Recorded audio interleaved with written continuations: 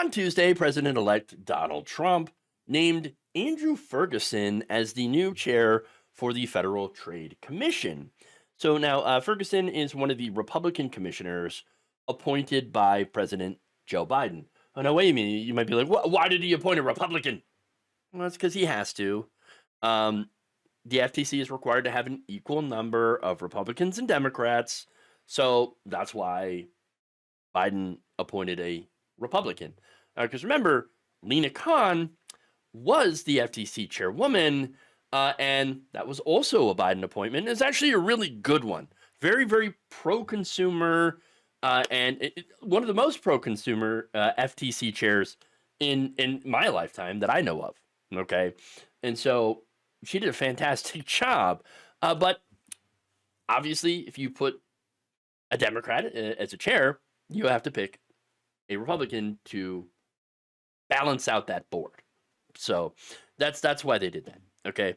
Now that said, obviously this is still a Republican, so yeah, he's going to be pro business. Okay, obviously. That said, it's a bit of a mixed bag, although the bag is mostly crap. So I'll get into that. But first, after his nomination, he posted this. At the FTC, we will end big tech's vendetta against competition and free speech. We will make sure that America is the world's technological leader and the best place for innovators to bring new ideas to life. Okay, so why do I say mixed bag? That includes a little bit of good. Well, let me tell you. So right now, I think we're all aware that big tech is pretty anti-competitive. Okay, with Google being super anti-competitive and the inshitification of just the internet in general. Yeah, kind of a problem with big tech. All right. Now that said, he does the standard conservative. Oh, we're gonna go against big tech's, anti-free speech, whatever. Yeah, that's just their way of wanting to get rid of moderation on social media, right? So they can scream the N-word, which you can already apparently do on X. So I don't know what he's talking about, but anyway, the thing though that would be good though is going after consolidation, breaking up big tech. If he's serious about that, I think that might be a net good. But let me give you more background information about Mr. Ferguson. Now, Ferguson practiced antitrust law at the law firms Covington and Burling, Bancroft P. LLC, and Sidley Austin, where he represented clients in private antitrust litigation and before the FTC and U.S. Department of Justice. So, when it comes to being qualified in antitrust law, yeah. Now, does that mean he's on the right side of it? Probably not. No, he's probably arguing against antitrust enforcement, but I don't know for certain. That said, there are some things in his background that do concern me, like a lot of it. For example, from 2016 to 2017, he clerked for Supreme Court Justice Clarence Thomas. Oof. Oh, God. Oh, no. Ferguson then served as chief counsel for nominations and the Constitution to then chairman of the U.S. Senate Committee on the Judiciary, Lindsey Graham, and as senior special counsel to then Judiciary Committee Chairman Chuck Grassley. He also served as chief counsel to Mitch McConnell from 2019 to 2021, and in that role, he was leader of McConnell's chief legal advisor and judicial confirmation strategist. Oh no, it just keeps getting worse. In June of 2024, Ferguson had dissented when the commission issued a final rule banning non-compete clauses in most employment contracts. Oh, what a disaster. Total disaster. Okay. These non-compete clauses, remember, they were basically saying, oh, if you work at McDonald's, you have to sign a non-compete clause. So if you leave, you can't go to Burger King. The hell is that? So why would you dissent in a rule getting rid of those? Ridiculous, right?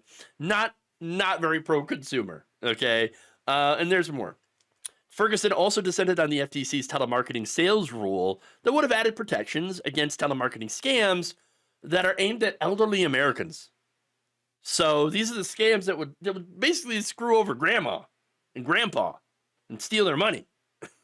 Such scams cost older consumers more than $175 million last year, with the FTC reporting consumer losses of at least $165 million so far in 2024.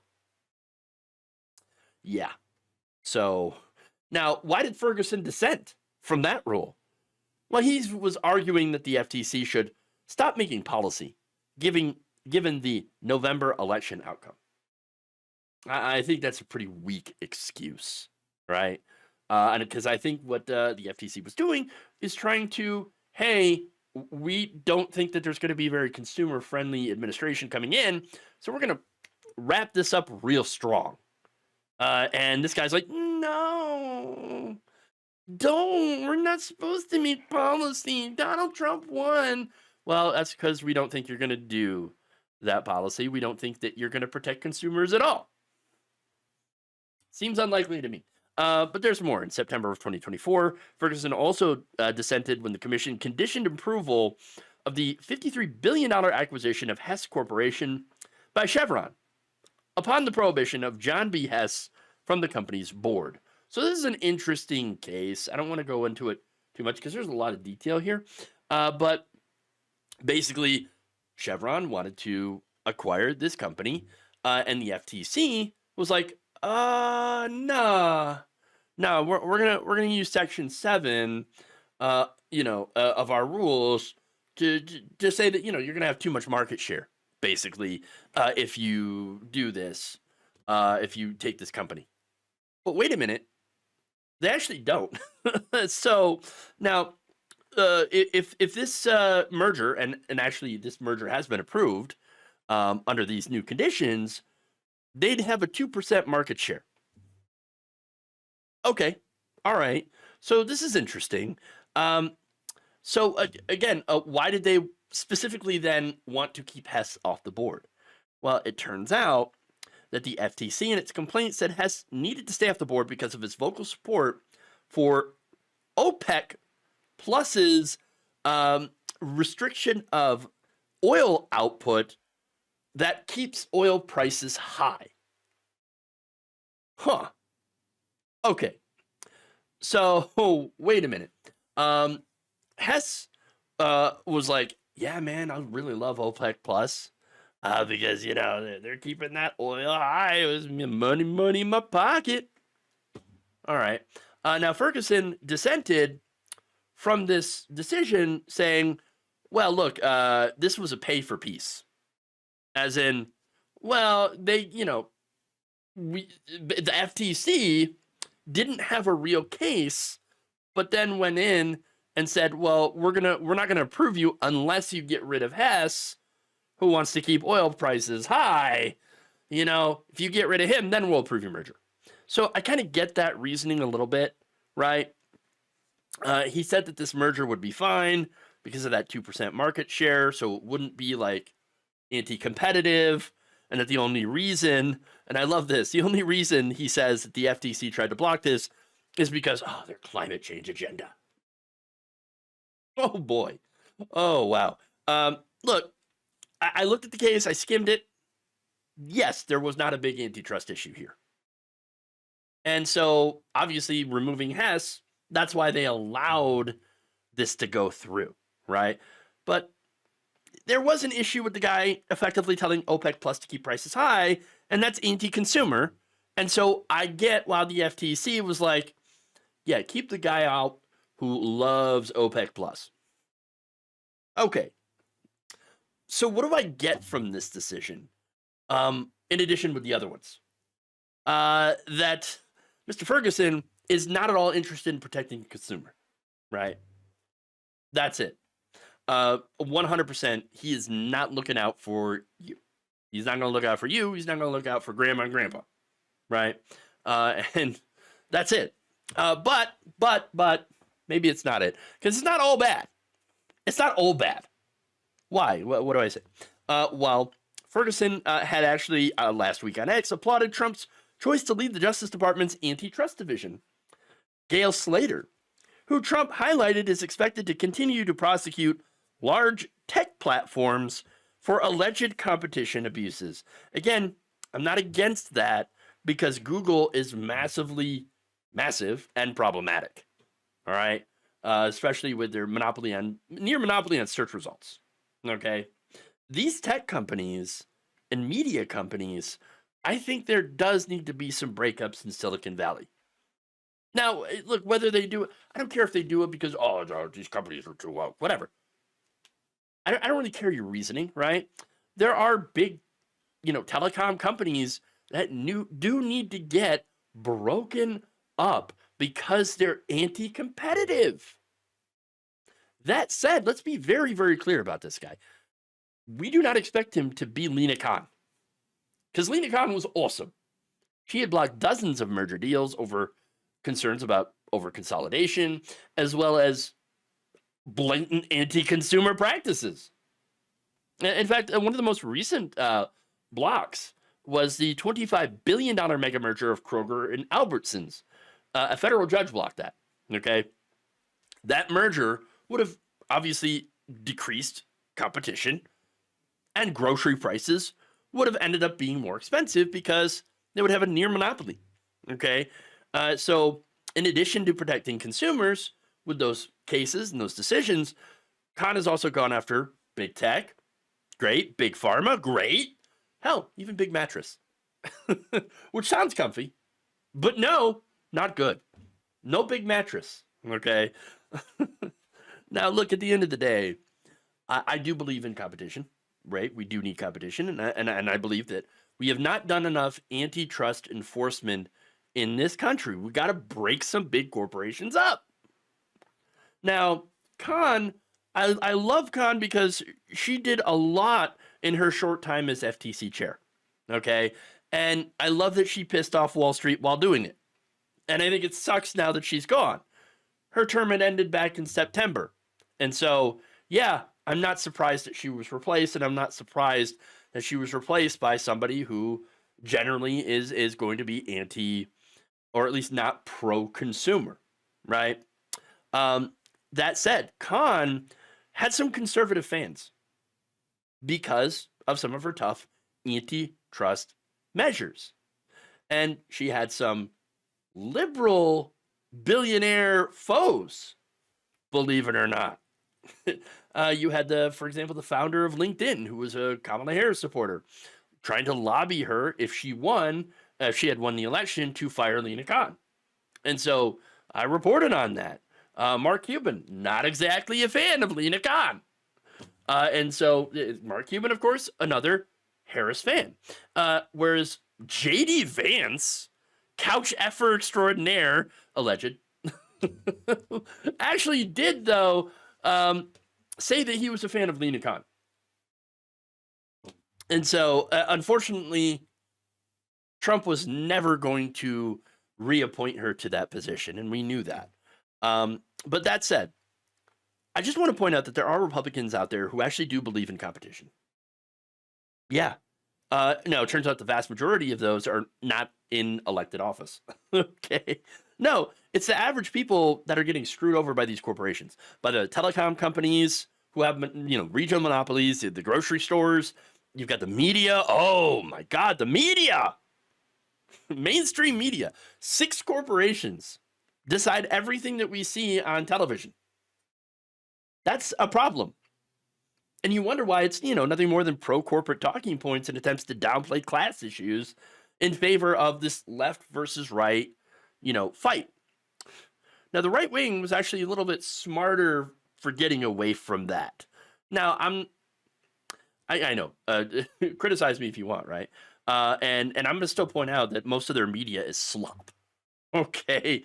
But even with that slop, occasionally there's pro-worker sentiments, pro-average people sentiments that do manage to get through, okay, because their media is now so varied.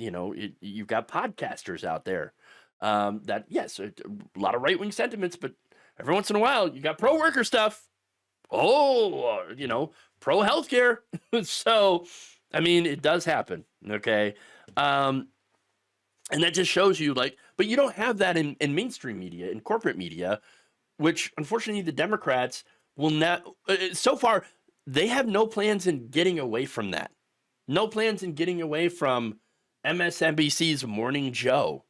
No plans on actually uh, facilitating or fostering a more varied media environment that isn't just millionaires in New York City that are doing opinion shows.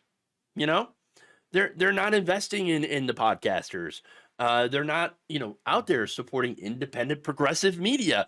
They want nothing to do with progressives. They won't even come on their shows, and so they're not at all interested. The Democratic Party, and so that's one of the big problems with the Democratic Party. And one of the smarter things that Republicans did is that they actually embraced their so-called independent media. I know a lot of the money did come from like Russia, Russian billionaires, oil billionaires. But as far as independent media, they do have sort of an independent media environment, more so than the Democratic Party has. And so there's that. But look, at the end of the day, obviously I have a lot of differences with the average right-winger, especially when it comes to social issues. But I do have to admit that there are those who realize that we're being fucked by corporate America. Okay. And that's not, and they realize that it's not because of wokeness. Okay. No, it's because it's for profit. That's it. I mean, the reaction to the murder of Brian Thompson, the United Health Group CEO, shows you that. I've read out plenty of comments from right-wing conservatives lighting up Ben Shapiro and saying, yeah, it turns out that actually we're all getting screwed over by these same insurance ghouls. And maybe Ben Shapiro, you're not worried about that because you have lots of money and we don't. And in fact, you had a lot of conservatives when that happened were like, we don't condone murder, but my sympathy is currently out of network. And look, the man himself, Luigi Mangione, he's not someone you would consider to be a leftist, okay? He's a person with a various mixed bag of, beliefs. But he was radicalized by his own personal pain from back surgery. This guy's a person who came from money, but still ended up being massively anti-corporate. He wrote about things that are true, that we are the #1 most expensive healthcare system in the world. And yet we rank last compared to all other OECD countries. Okay, Australia, Canada, Germany, the Netherlands, New Zealand, the UK. When it comes to healthcare, we rank behind all of them. And notice that, all these countries have some version of socialized medicine. Their citizens never have to fear medical bankruptcy. But we do. This guy didn't blame woke. He didn't blame DEI or women. No, he correctly pointed out that, you know what the problem is? Greedy CEOs. Now, here's the thing, right? Greedy CEOs are by design. It's systemic. The CEO has a fiduciary responsibility to maximize profit for the shareholders. So, and if you don't, then you get fired by the shareholders, okay, and by the board. Now, that's not a good model for healthcare. It's a terrible model. That's why over 60% of Americans, including about 32% of Republicans, think, the government should guarantee healthcare for everybody. They're saying it should not be for profit. And I agree. Now, the problem is, of course, corruption. We have all this corruption in Congress, thanks to large corporations buying off politicians with legal bribes. So right now, I don't see a time where we're actually going to get to a place where we have guaranteed health care for every American anytime soon, especially with Donald Trump. If anything, the Trump government's going to set us back by a generation at least. I mean, we're looking at a possible 8-1 conservative Supreme Court now, all right, who will no doubt strike down any effort to rein in the corrosive influence of money in politics. And crush, by the way, any effort that any future say we get a progressive president in the future after the massively horrible Trump years tries to do universal health care, there's a very good chance that conservative Supreme Court will strike it down. Just like they struck down a lot of things about the ACA. So, I mean, when it comes to healthcare, I think we're basically screwed. And when it comes to being pro-consumer, I don't see Ferguson as anyone who plans on doing any pro-consumer, policy.